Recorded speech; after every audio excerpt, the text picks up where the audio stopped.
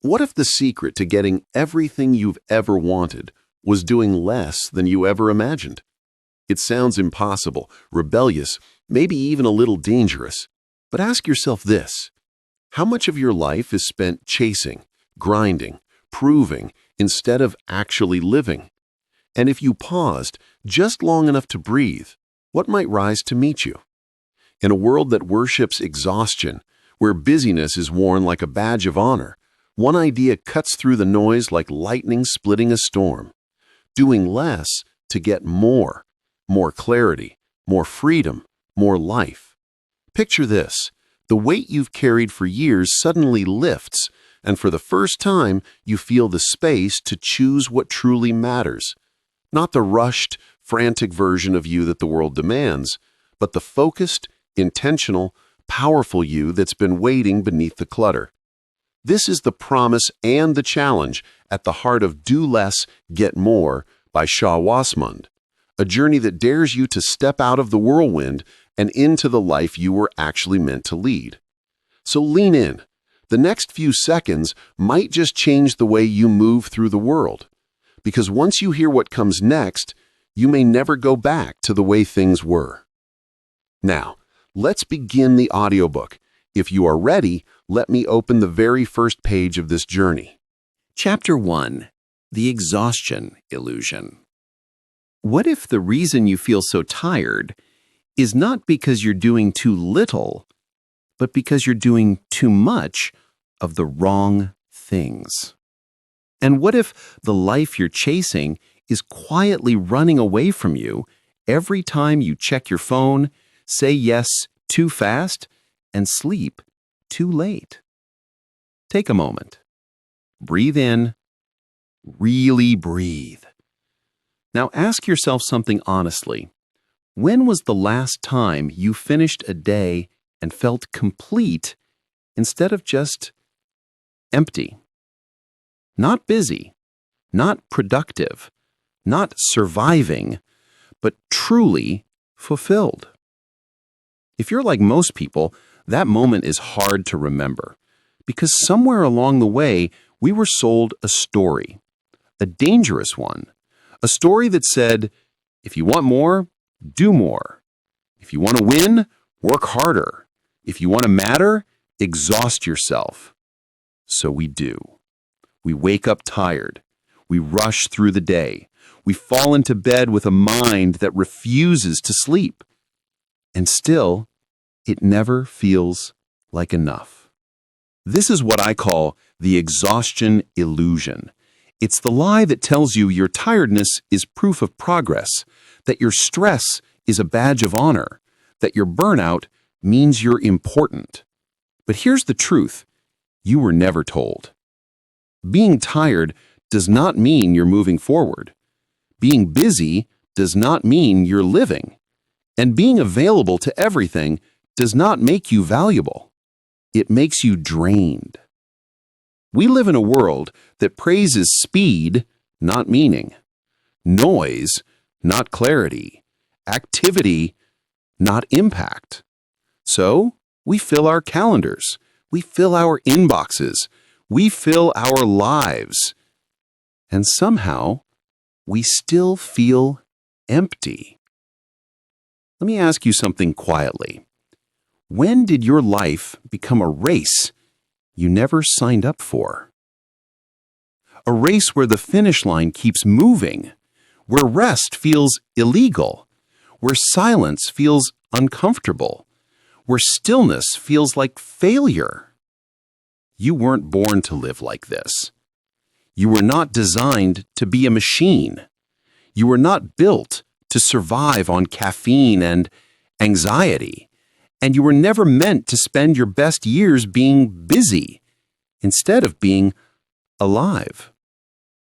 And yet, here you are, still pushing, still running, still telling yourself just a little more, then I'll rest. But the little more never ends. The next target, the next message, the next responsibility, until one day you wake up and realize you built a life you now need to escape from. This is the exhaustion illusion at work. It makes you believe you're behind. It convinces you others are ahead.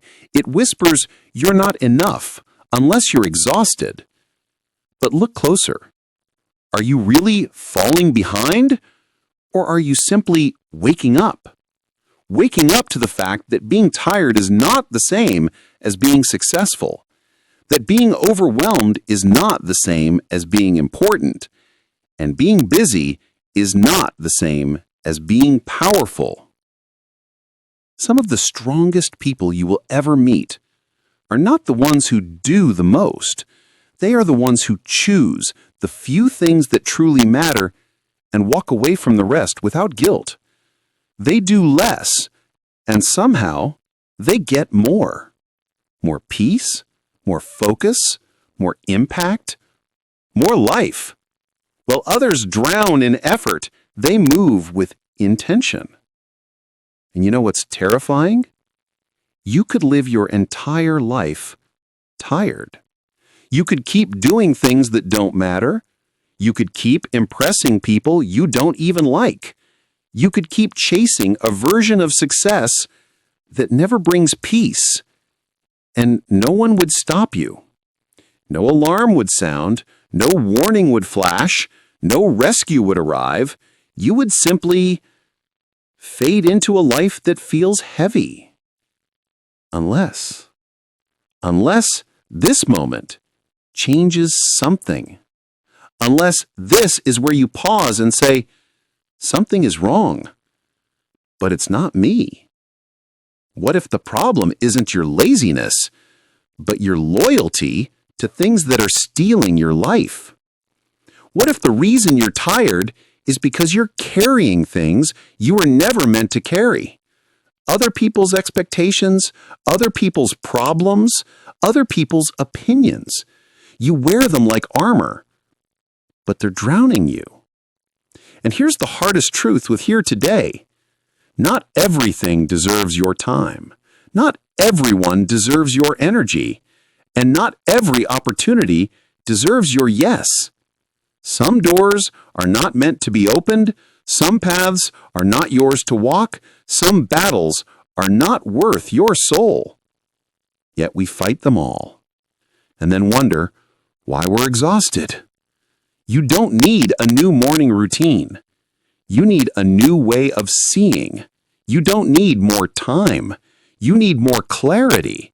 You don't need better motivation. You need something far more dangerous. Permission to stop chasing what doesn't matter.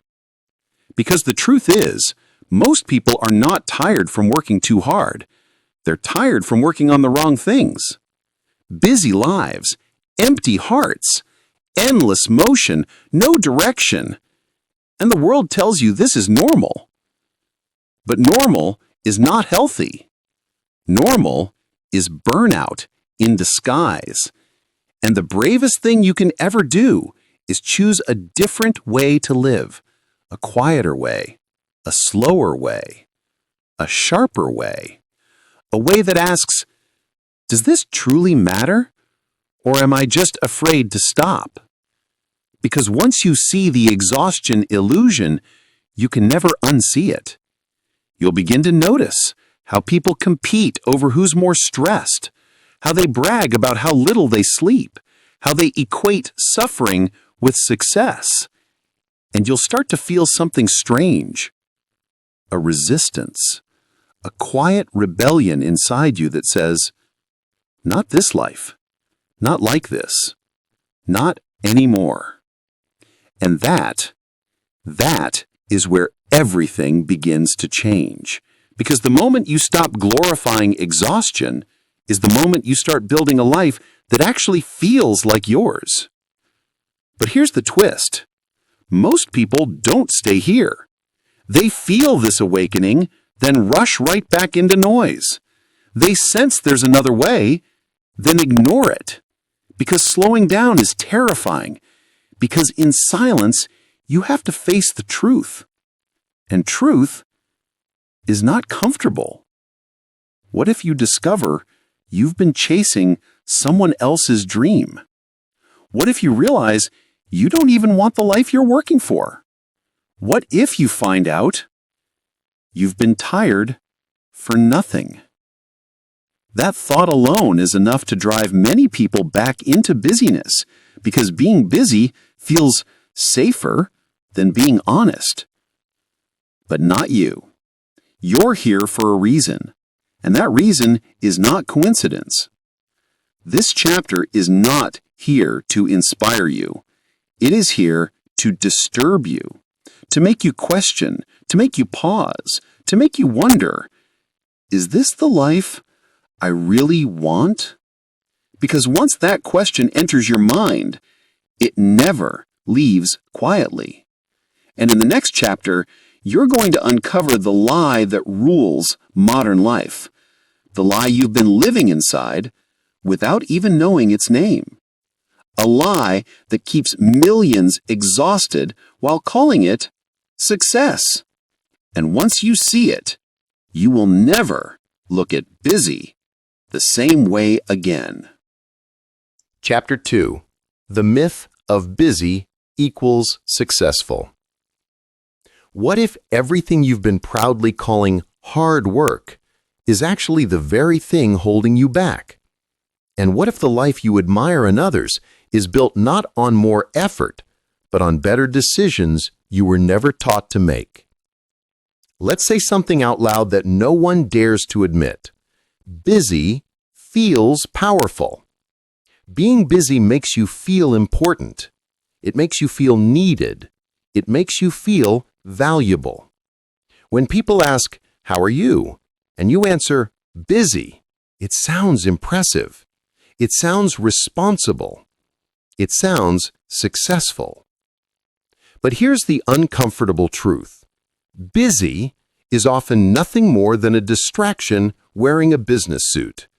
We wear our overloaded schedules like medals. We brag about our stress. We compare who slept less, who worked longer, who replied faster. And slowly, very slowly, we begin to believe a lie so deeply rooted in modern culture that we no longer question it. The lie says, if you're busy, you must be succeeding.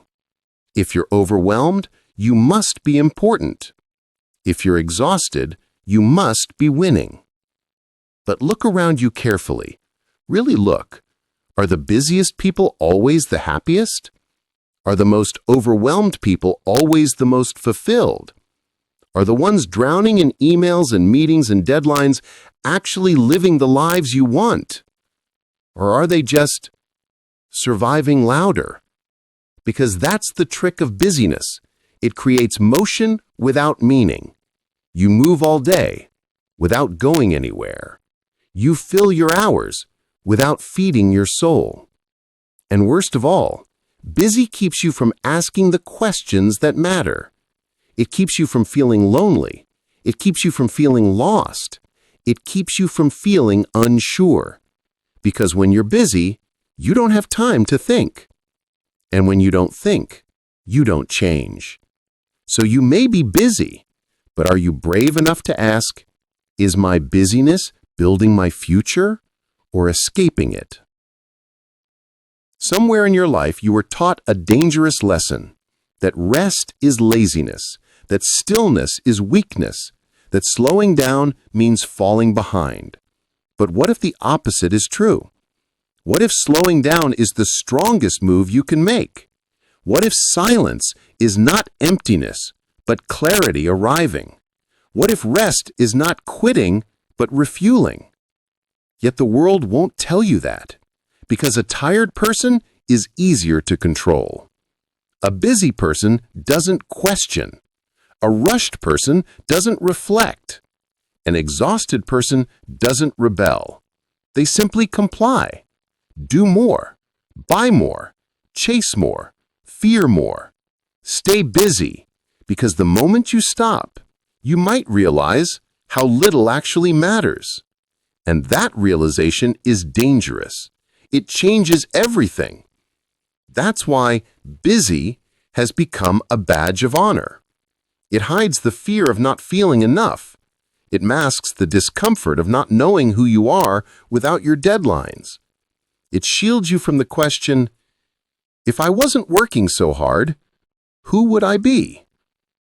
Most people don't want the answer, so they stay busy, not successful, not satisfied, just occupied. Let me tell you something that might sting a little. Many people are not overworked. They are overcommitted. They say yes when they should say no. They volunteer for stress they never wanted.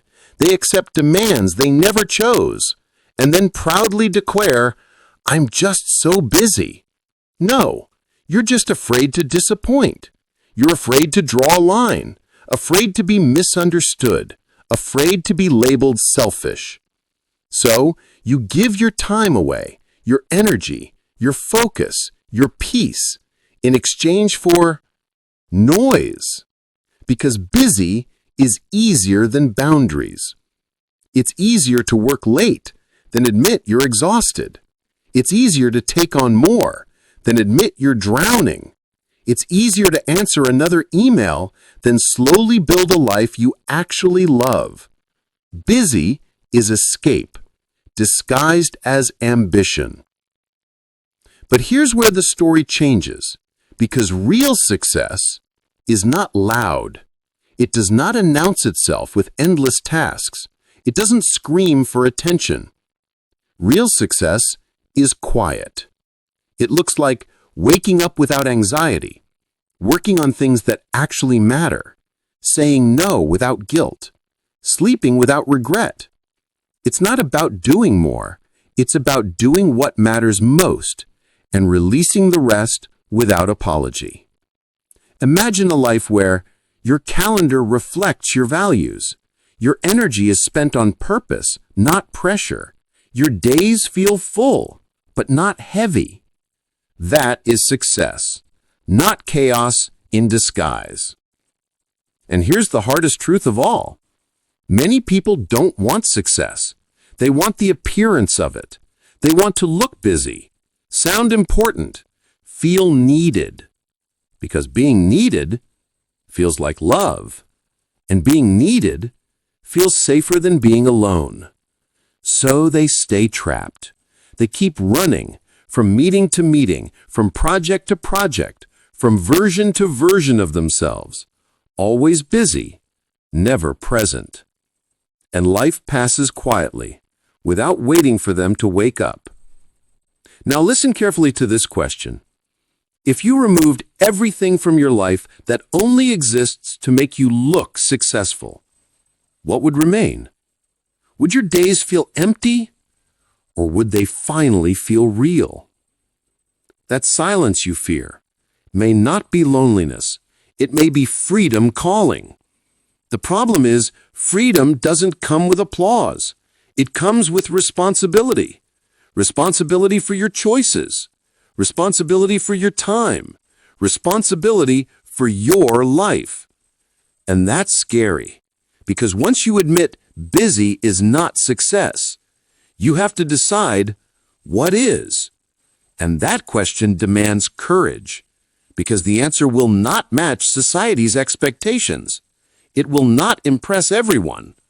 It may not make sense to others, but it will finally make sense to you. And that is when life changes. Not when you do more, but when you finally choose what not to do. That is the hidden doorway from exhaustion to peace, from noise to purpose, from busy to alive. And in the next chapter, you are going to discover something even more powerful, something that controls your life more than money, more than time, more than talent, a currency you are spending every day without realizing how precious it truly is. Chapter 3. Your energy is your real currency. What if the reason you're always tired is not time, money, or circumstances, but something far more invisible you're running out of? And what if the richest people on earth aren't those with the most cash, but those who protect what you're giving away for free every single day? Let's talk about the one thing no one taught you to budget. Not money, not time, energy. You can make more money. You can reorganize your schedule. You can change your job.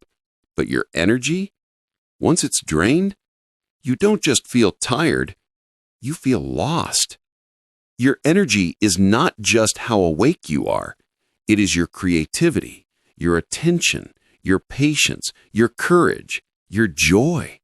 It is the fuel behind every decision you make. And most people spend it like it's infinite. They give it to work that doesn't fulfill them, to people who don't respect them, to conversations that go nowhere, to screens that give nothing back. Then they wonder why they're empty. Because you can own every tool in the world, but without energy, nothing moves. This is the truth. Time does not create your life. Energy does. You can have a free day and still feel exhausted. You can have a packed schedule and still feel alive.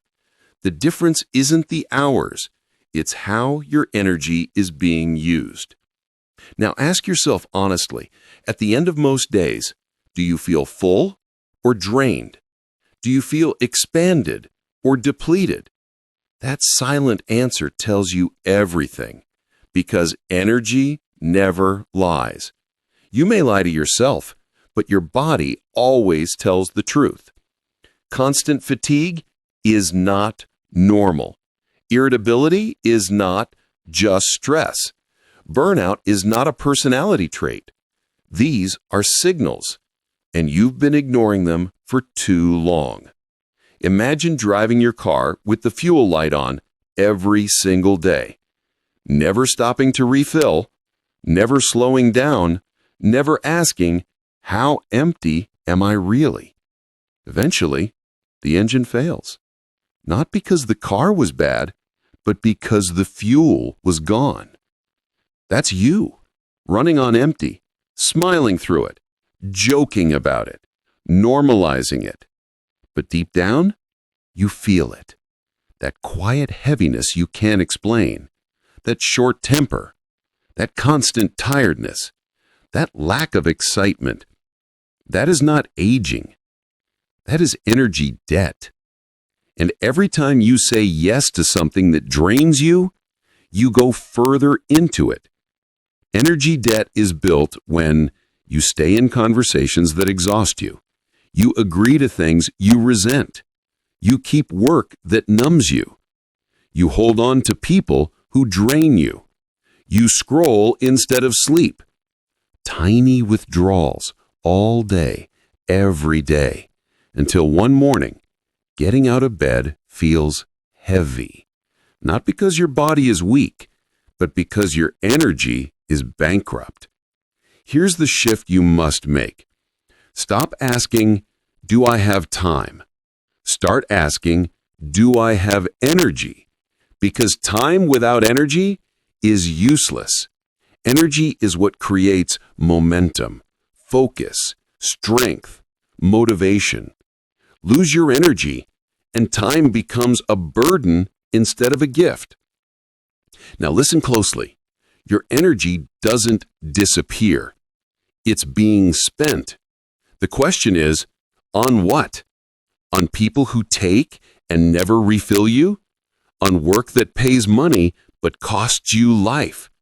On habits that soothe you today but steal from you tomorrow? Or on what truly matters? Because here's the secret no one tells you. Some things give energy. They don't take it. Silence gives energy. Meaningful work gives energy. Walking gives energy. Deep conversation gives energy. Purpose gives energy. And some things drain you faster than you realize. Complaining, drama, overthinking, people-pleasing, comparing. These are silent thieves. They don't attack loudly. They slowly bleed you dry. And society teaches you to ignore it, to push through, to be strong. But strength is not ignoring your energy. Strength is protecting it. Because the moment you start guarding your energy, your life changes. You stop reacting. You start choosing. You become intentional. And that is power. Let me ask you something brave. Which part of your life feels like it is constantly taking from you and giving nothing back? Is it your job, your relationship, your routine, your environment? You already know the answer.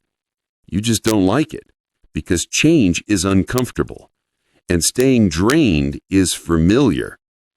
But familiar doesn't mean right. It just means you've gotten used to suffering quietly. Now, imagine something different. Imagine a life where you wake up clear. Your body feels light. Your mind feels calm. Your days don't feel like survival missions. That life doesn't start with more effort. It starts with fewer leaks, energy leaks. And you have many. We all do. Scrolling as soon as you wake up, carrying stress into sleep, replaying conversations in your head, trying to be everything for everyone. Every leak costs you life. But when you start plugging them, you don't just feel better. You become someone new, someone sharper, someone calmer, someone harder to break. Because tired people break easily. They snap, they quit, they settle. Energetic people, they choose, they walk away, they try again, they build. Energy gives you standards. Without it, you accept what you shouldn't. You tolerate what you shouldn't. Because when you're tired, anything feels heavy. And when everything feels heavy, you stop dreaming. You stop caring. You stop rising. That is the real danger. You don't die when your body stops. You die when your energy does. So here's your quiet challenge tonight. Protect your energy like it's your last currency. Because one day, it will be. Stop giving it away for free. Stop spending it on what doesn't matter. Stop leaking life into things that never loved you back. And start asking yourself, does this give me energy or steal it? The answer will become your compass. And in the next chapter, you're going to learn the one word that can save your energy, time, sanity, your life. It's a small word, but it will change everything. Chapter 4. The Art of Saying No Without Guilt. What if the most powerful word in your life is the one you're afraid to speak? And what if every exhausted yes is secretly destroying a future you've never dared to imagine? There is one tiny word, 3 simple letters that could give you your life back. No. Not tomorrow, not later, not I'll think about it. No. And yet, for so many people, that word feels impossible to say. Because no sounds cruel. No sounds selfish. No sounds like rejection. So you swallow it and replace it with, okay, sure, let me see. I guess so. And every time you do, you betray yourself a little. You don't mean to, but you do. Because every yes to something that drains you is a no to something that could save you. Your dreams, your health, your peace. They die quietly under the weight of your politeness. We were raised to be good, be helpful, be agreeable, be kind. Don't upset anyone, don't disappoint. So we learned that saying no makes us bad, difficult, cold, arrogant. But no one taught us that never saying no makes us exhausted, resentful, invisible. And slowly, We stop living our own lives and start living around everyone else's expectations. Let me ask you something uncomfortable. When did your life become something you squeeze into small corners between other people's demands? When did your time stop being yours? You didn't choose this. You drifted into it, one yes at a time. It starts small. A favor you don't want to give. An extra task you don't have time for. A social event you don't want to attend. A conversation you don't want to have. You say yes. Just this once. But then it keeps happening.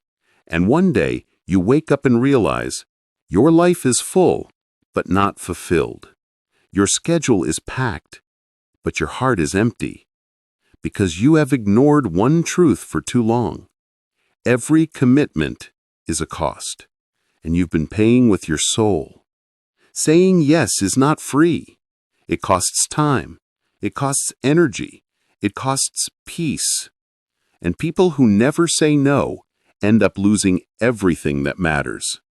Not loudly, silently. Their dreams fade. Their health weakens. Their joy disappears. And they don't even know why. They just feel tired all the time. Now listen closely. Boundaries are not walls. They are doors. They decide what enters your life and what stays outside. Without boundaries, everything comes in. The noise, the drama, the chaos, the demands, and your inner world becomes crowded. You cannot think, you cannot rest, you cannot breathe. Until one day, you say, I can't do this anymore.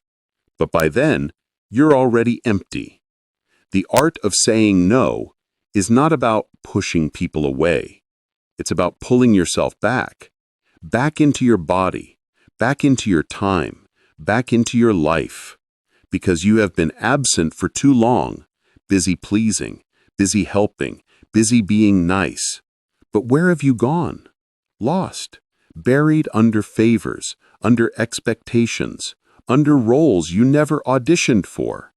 The truth no one tells you, people who respect themselves do not say yes out of fear. They say yes with intention and no with confidence. They understand something you were never taught. Every no is a yes to something greater. When you say no to chaos, you say yes to clarity. When you say no to overload, you say yes to peace. When you say no to being everyone's solution, you say yes to being your own. Now here's the part that hurts. Not everyone will like your boundaries.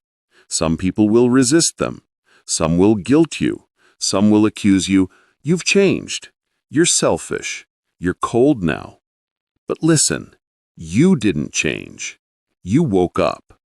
And that makes people uncomfortable, because your boundaries force others to face what they've been taking for granted. Your energy, your time, your availability. And when you remove easy access, people begin to reveal their true intentions. Those who love you will honor your no. Those who only used you will hate it. And that is information. Painful, but priceless. Now imagine this, a life where you don't over-explain. You don't apologize for protecting your peace. You don't say yes just to avoid conflict. Imagine waking up knowing your time is yours, your energy is yours, your life is yours. Not borrowed, not rented, owned. That power changes your posture, your tone, your presence. You walk differently because you are no longer begging life to happen. You are choosing it. Now here's a powerful truth you must remember. You don't owe everyone access to you. You owe yourself honesty. You don't owe everyone your availability. You owe yourself your future. And your future will not be built by exhausted yeses. It will be built by courageous no's. So next time the familiar knot forms in your chest, and you feel yourself about to agree again, pause, breathe, and ask, will this grow me or drain me? Because your body always answers. Tightness means danger. Peace means alignment. Trust that. And when you finally say no, without guilt, without explanation, without shaking, you will feel something you haven't felt in a long time. Strength. Not loud, not aggressive, quiet, steady, unbreakable. And then something even more beautiful happens. You create space. Space for rest, space for dreams, space for life. And what fills that space will change everything. Because when you stop overcrowding your world, you make room for what truly matters. But beware, once you learn the power of no, something strange will happen. You will realize you've been saying yes to far too many things that never deserved you. And in the next chapter, you will discover the rarest power in the modern world, the one ability that separates those who build meaningful lives from those who merely survive busy ones. A power so simple, yet almost no one truly owns it anymore. Chapter 5. Focus is the new superpower. What if the greatest enemy of your success isn't failure, but constant interruption? And what if the life you dream of is being slowly stolen, one distraction at a time? Somewhere in the world right now, there is someone with less talent than you, less money than you, less opportunity than you, but they are going to go further. Not because they are luckier, not because they are smarter, but because they can do one thing you struggle to do. They can focus. In a world screaming for your attention, focus has become rare. And what is rare becomes powerful. You don't live in the age of information. You live in the age of interruption. Notifications, messages, emails, news, feeds, videos. Your mind barely finishes one thought before another one attacks. And slowly, your brain forgets how to go deep. It learns to skim, to scroll, to jump, to never stay long enough to build something meaningful. This is not an accident. Your attention is valuable. Every app wants it. Every platform feeds on it. Every advertisement hunts it. Because attention becomes money. And you? You are the product. Your focus is being sold while you think you are being entertained. But here's what no one tells you. Every time you lose your focus, you lose a piece of your life. Because your life is exactly where your attention goes. If your attention is on chaos, your life feels chaotic. If your attention is on comparison, your life feels small. If your attention is on fear, your life feels dangerous. And if your attention is scattered, your life feels empty. Now let's be honest for a moment. When was the last time you sat in silence without reaching for your phone? When was the last time you read something without checking a notification?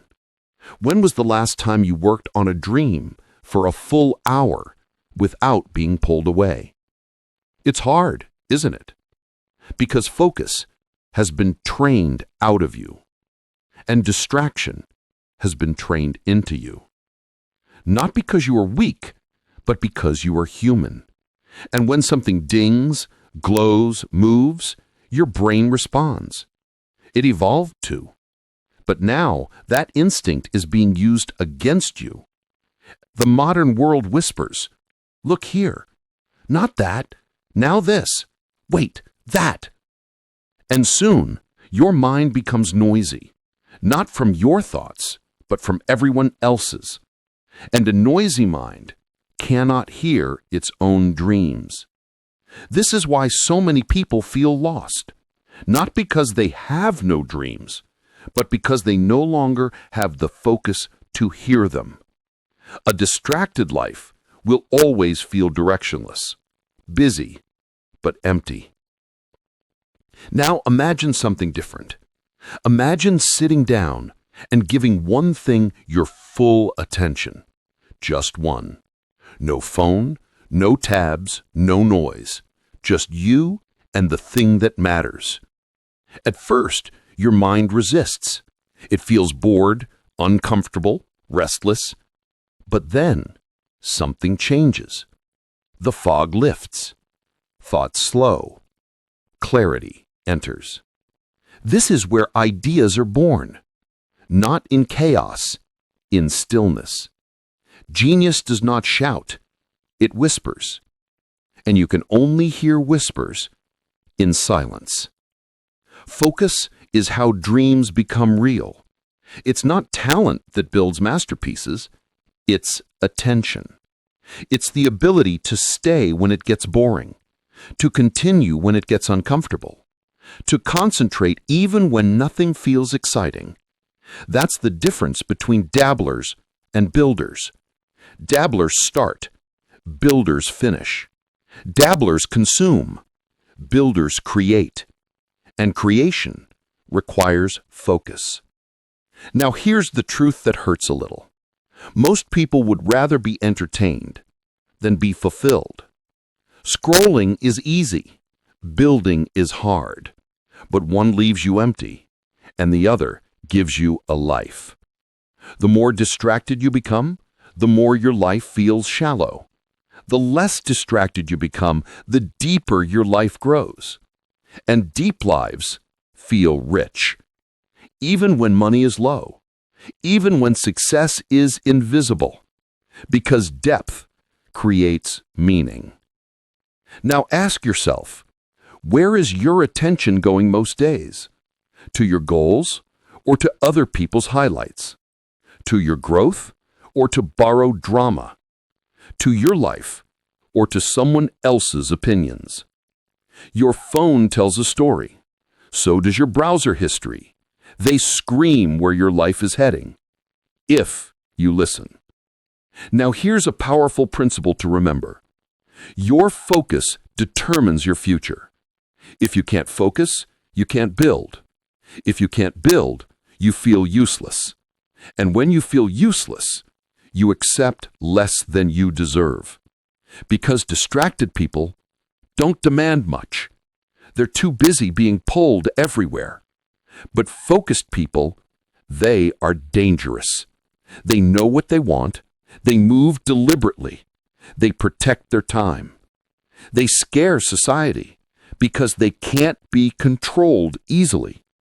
You can drown a distracted person in noise. You cannot drown a focused one in chaos. Focus cuts through confusion. It brings clarity, and clarity breeds confidence. When you know where you're going, every distraction becomes obvious. It's just noise, trying to steal your life. So here is your challenge. Start small. 5 minutes of silence, 10 minutes of thought, 30 minutes of deep work. No music, no phone, no interruptions. Just you and your future meeting quietly. It will feel strange, like you're doing nothing, but you're doing everything, because you're reclaiming your mind. And a person who controls their mind controls their life. And here's the part that will surprise you. The more you protect your focus, the less the world can control you. You stop reacting. You start creating. And creation is freedom. Now imagine where you could be.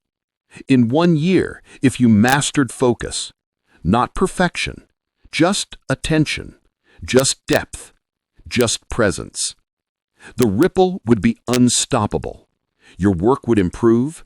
Your confidence would rise. Your life would slow and grow at the same time. And then you would see it clearly. Success is not speed. It is direction plus focus. And when those two combine, nothing can stop you.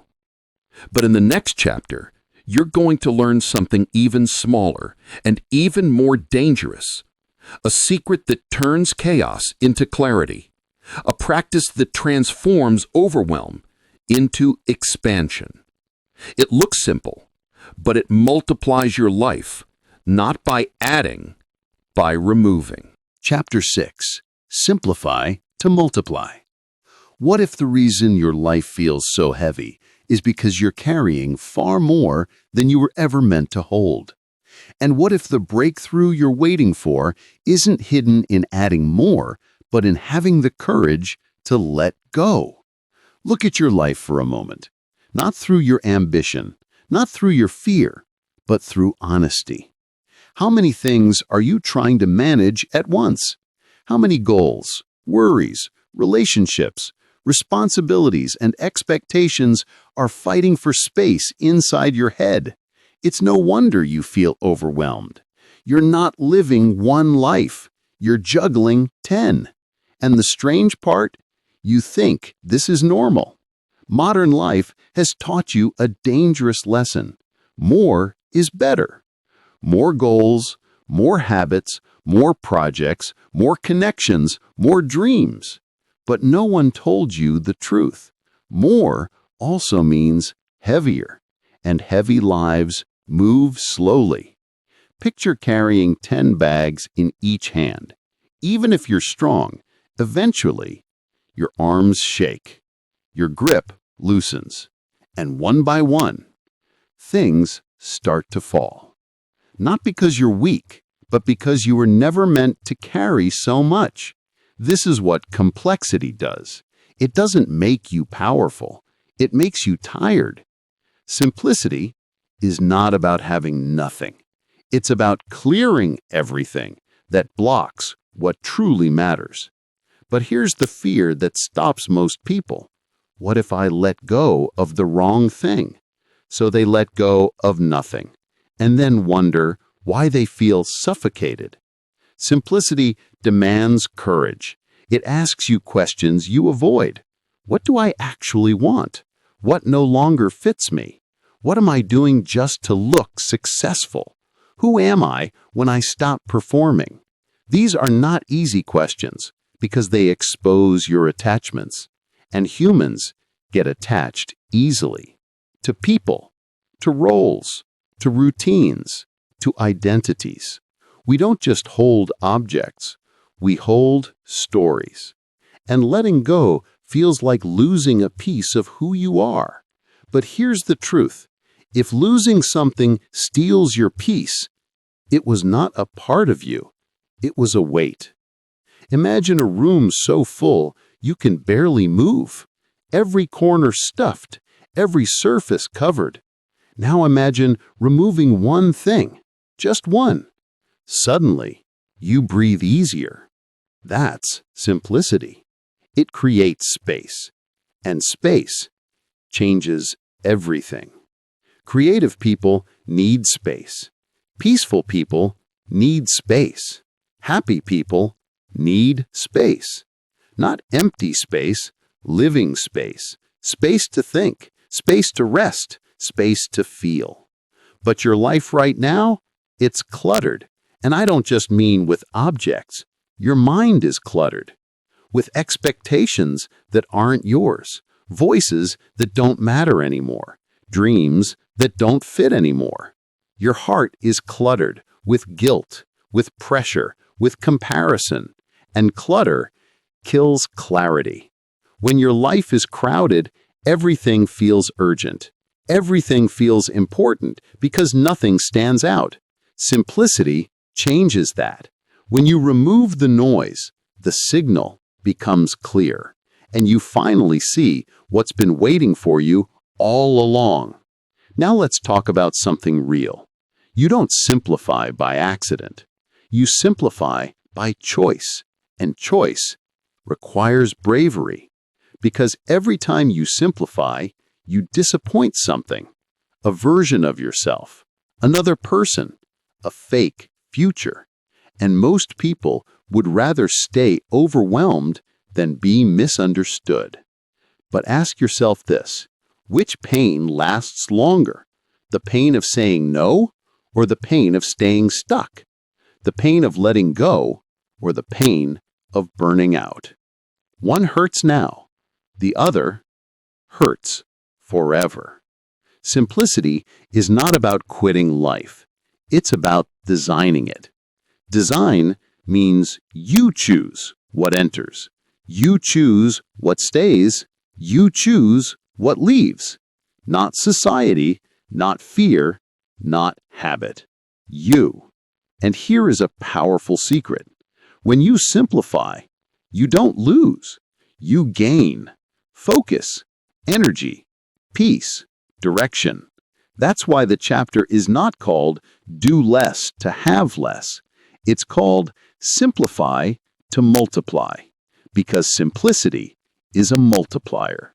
One clear goal beats 10 confused ones. One deep relationship beats 100 shallow ones.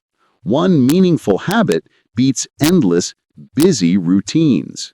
One focused hour beats a distracted day. Simplicity sharpens, and sharp tools work faster, cleaner, better. Now, here's where you begin. Start with one area. One. Don't try to fix your whole life. That itself is complexity. Pick one. Your schedule, your relationships, your digital life, your commitments. Ask, what can I remove that would make everything else easier? Not add. Remove. Maybe it's a habit that drains you. Maybe it's a person that exhausts you. Maybe it's a goal that's no longer yours. And once you remove it, you'll feel something strange. Relief. Like breathing deeper. Like standing taller. Like seeing clearly. And then something even stranger happens. More appears. Not chaos, opportunity. Because when your life is crowded, new things can't enter. There's no space. Simplicity makes room for unexpected miracles, for ideas, for peace, for growth. And when your life simplifies, your mind quiets. And for the first time, you can hear your own voice. Not fear, not pressure, you. And that voice knows what you need. But it couldn't speak because it was buried, under noise, under mess, under too much. Now imagine a life where your days are lighter, your choices are clearer, your energy is steady. Imagine wanting less and having more. That is not fantasy. That is design. And design is power, because when you simplify, you take control back. You stop reacting. You start building a life that fits you, not exhausts you. But here's the warning. Simplicity will challenge you. It will remove things you once loved. It will end chapters you felt safe in. It will force you to admit some things no longer belong. And that's painful, but necessary, because what you refuse to release will eventually release you, in chaos, in burnout, in regret. But if you let go first, you leave on your terms, with dignity, with strength, with clarity. And in the next chapter, you will discover something even deeper, not about letting go, but about making space. Space for what truly matters, space for meaning, space for life. And once you understand it, you will never crowd your days again. Chapter 7. Creating Space for What Truly Matters. What if the life you want cannot enter because your world is already too full? And what if the reason you feel disconnected is because there is no space left inside you to feel anything at all? There is something no one prepares you for. A life can be full and still be empty. Your calendar can be packed, your phone can be buzzing, your house can be filled with noise, and yet, inside you, silence. Not peaceful silence, empty silence.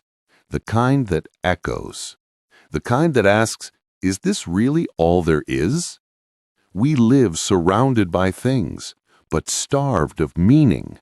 We collect moments, but lose ourselves. And slowly, without realizing it, we stop feeling deeply. We numb. We escape. We fill the smallest quiet moments because stillness feels dangerous. But stillness is not your enemy. It is your doorway. You've just been taught to run from it. Space is misunderstood. People think it is absence, emptiness, nothingness. But space is not nothing. Space is possibility. It is where life grows, just like soil. The seed doesn't grow in clutter. It grows in space.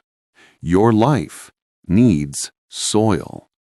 But right now, your inner world is concrete, hard, crowded.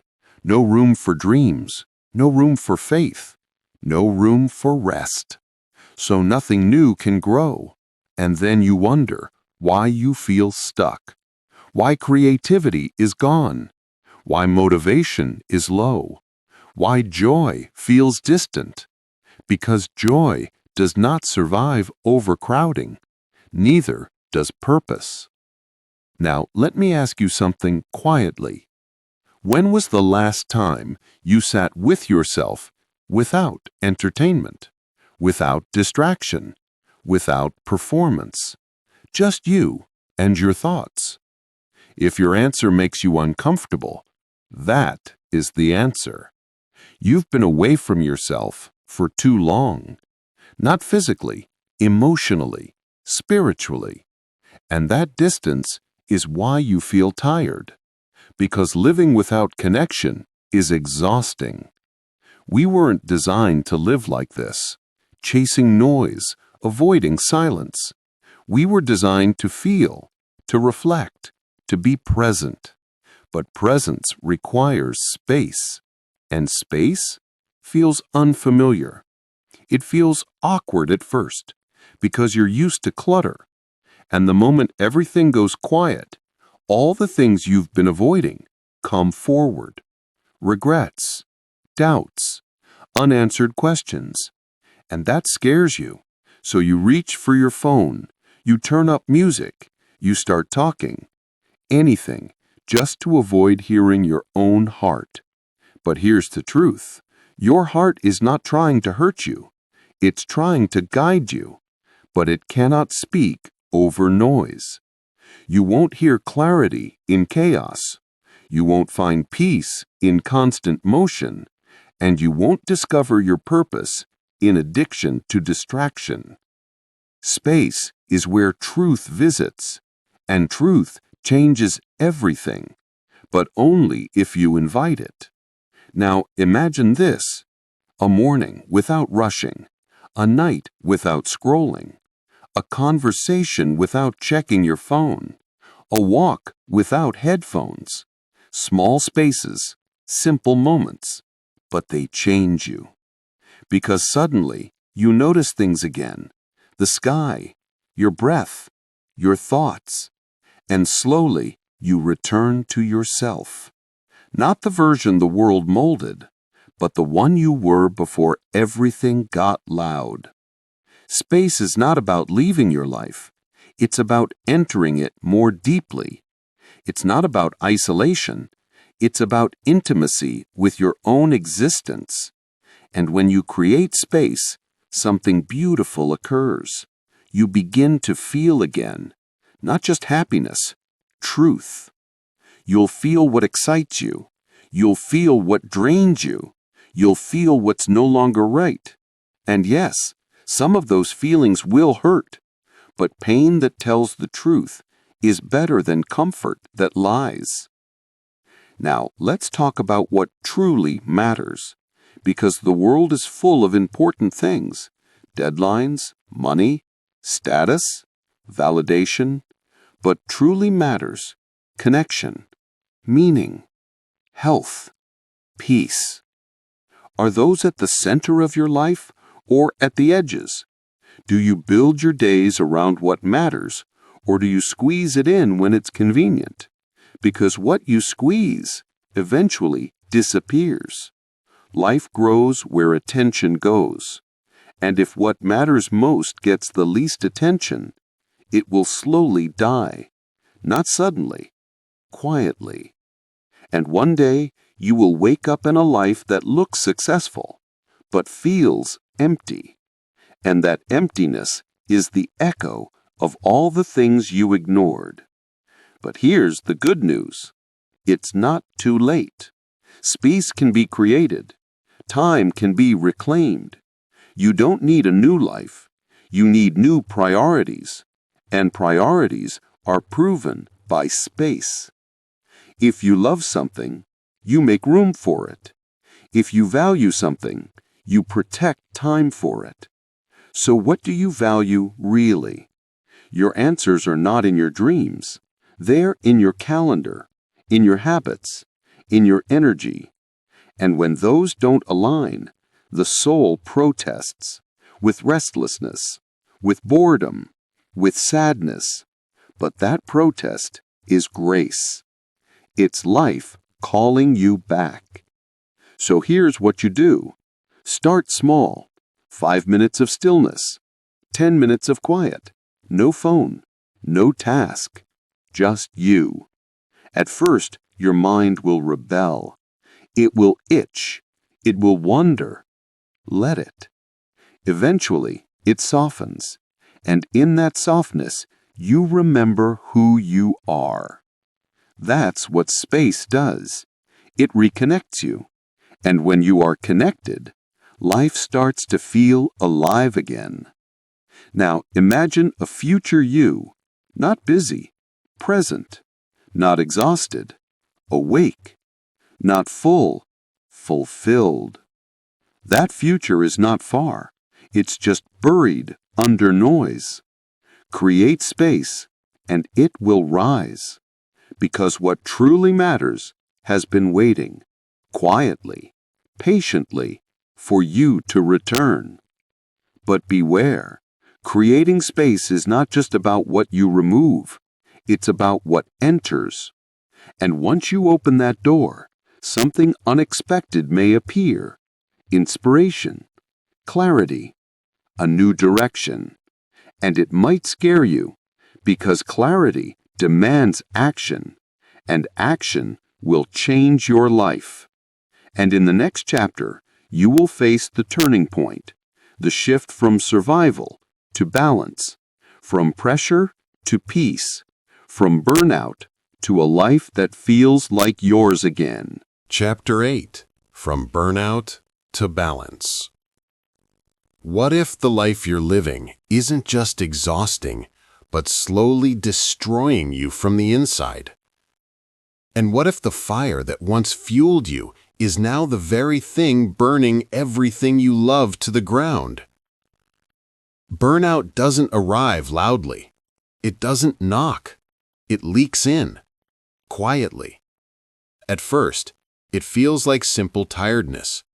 Then, it becomes irritation. Then, numbness. Then one day, you wake up and realize you don't care like you used to. Not about your work, not about your dreams, not even about yourself. And that is not laziness. That is burnout. Burnout is not when your body fails. It's when your soul says, I can't do this anymore. But we ignore it. We push harder because we were taught only broken people stop. Only weak people rest. So we keep burning until there is nothing left to burn. And then we collapse. Not physically sometimes, but emotionally, mentally, spiritually. We become ghosts in our own lives, present, but not alive. And we don't understand why. Because burnout pretends to be normal. It hides under words like grinding, hustle, sacrifice, discipline. But real discipline does not kill you. Real ambition does not empty you. And real success does not make you disappear. Balance is not weakness, it's wisdom. It is knowing when to push and when to pause, when to build and when to breathe. Because a life that only knows pressure eventually breaks. Even diamonds crack. Now let's be honest. How many times have you told yourself, "I'll rest later. I just need to get through this. Things will slow down soon." And they never do, because later keeps moving and soon never arrives. Burnout is built by postponing your life, by living for a future that keeps escaping, until all your days feel like waiting rooms, waiting to arrive at a life that never comes. Balance ends that. Balance is the moment you say, "I refuse to destroy myself to build a life that looks good from the outside."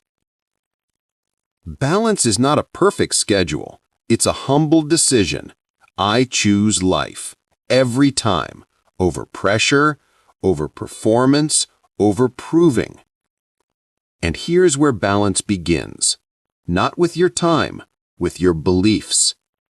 If you believe rest is lazy, you will never be balanced.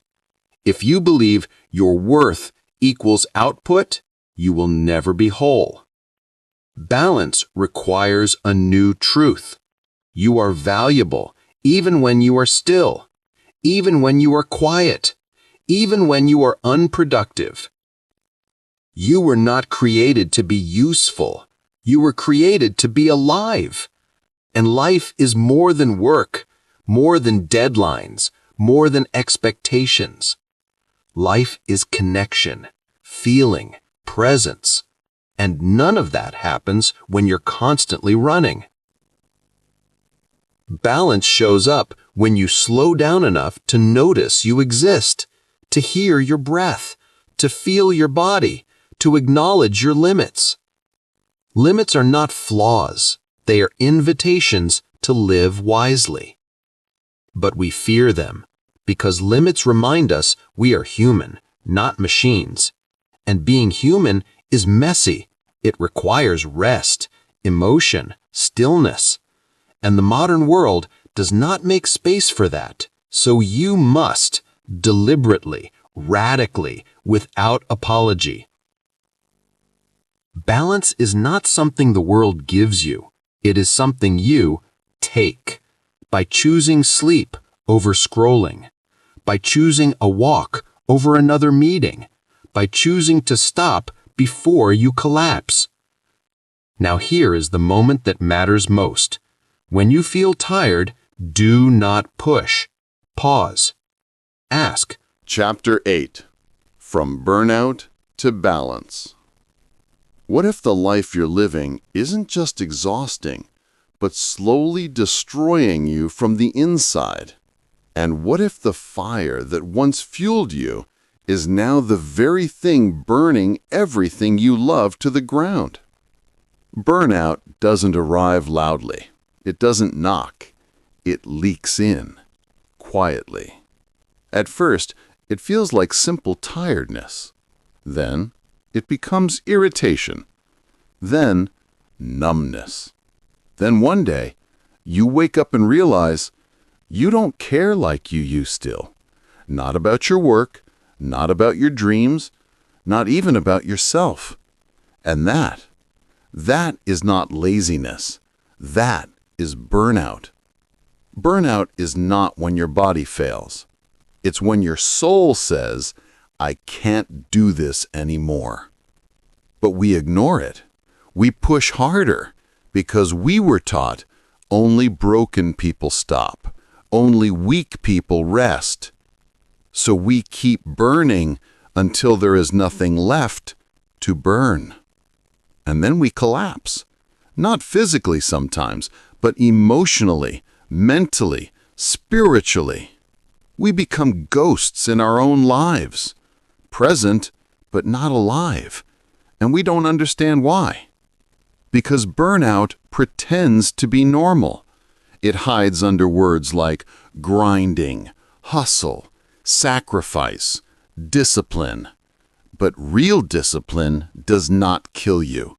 Real ambition does not empty you. And real success does not make you disappear. Balance is not weakness. It's wisdom. It is knowing when to push and when to pause, when to build and when to breathe.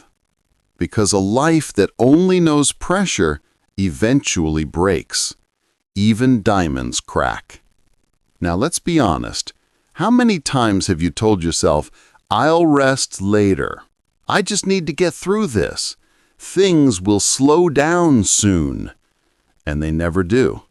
Because later keeps moving, and soon never arrives. Burnout is built by postponing your life, by living for a future that keeps escaping, until all your days feel like waiting rooms, waiting to arrive at a life that never comes. Balance ends that. Balance is the moment you say, "I refuse to destroy myself to build a life that looks good from the outside." Balance is not a perfect schedule. It's a humble decision. I choose life. Every time, over pressure, over performance, over proving. And here's where balance begins. Not with your time, with your beliefs. If you believe rest is lazy, you will never be balanced. If you believe your worth equals output, you will never be whole. Balance requires a new truth. You are valuable, even when you are still, even when you are quiet, even when you are unproductive. You were not created to be useful. You were created to be alive. And life is more than work, more than deadlines, more than expectations. Life is connection, feeling, presence. And none of that happens when you're constantly running. Balance shows up when you slow down enough to notice you exist, to hear your breath, to feel your body, to acknowledge your limits. Limits are not flaws. They are invitations to live wisely. But we fear them because limits remind us we are human, not machines. And being human is messy. It requires rest, emotion, stillness. And the modern world does not make space for that. So you must, deliberately, radically, without apology. Balance is not something the world gives you. It is something you take by choosing sleep over scrolling, by choosing a walk over another meeting, by choosing to stop before you collapse. Now here is the moment that matters most. When you feel tired, do not push. Pause. Ask, what is really draining me? Not how do I do more, but what needs to change? Because exhaustion is a message, and you've been deleting it. Delete it long enough, and life deletes your joy. Balance is listening to your body, to your heart, to your truth, and making decisions even when they feel scary, even when they disappoint others, even when they change your image, because your peace is worth more. Chapter 9. Designing your life, not just living it. What if the life you've been chasing isn't really yours, but a copy of someone else's expectations? And what if true success doesn't come from doing more, but from designing every element of your life with intention? Most people go through life as passengers. They wake up, they work, they scroll, they sleep, and they call it living.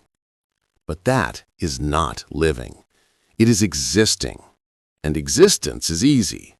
Life is hard, because life demands choices. Life demands ownership. Life demands design.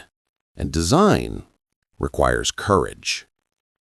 You see, your life is like a canvas, but most people paint with someone else's brush, someone else's colors, someone else's image, and they wonder why it doesn't feel like them. You've been conditioned to react. Do this. Go there. Be that. Achieve this. And somewhere along the way, you forgot to ask, do I want this? Does this fit me? Does this serve my energy, focus, and purpose? That is the missing piece in most lives. Most people are busy. Most people are exhausted. Most people are cluttered. But few are intentional. Intentionality is the superpower of life design. It's asking the right questions before saying yes. Does this choice protect my energy? Does this decision move me toward my life or away from it? Does this action align with what I truly value? When you start designing your life, nothing is random. Nothing is by accident. Nothing slips by without examination. And here's the most powerful secret. You don't need more time. You don't need more money. You need more clarity. Clarity about who you are. Clarity about what matters. Clarity about where your energy should flow. Designing your life is not complicated. It's not about following formulas. It's about removing the unnecessary. It's about creating space. It's about focus. It's about courage. Ask yourself, what would my life look like if I said no to everything that doesn't matter? If I protected my energy like it was gold? If I focused only on what creates value for me? You would not just survive, you would thrive. Because when you design your life, you stop being a reaction. You stop being a passenger. You stop being busy and exhausted.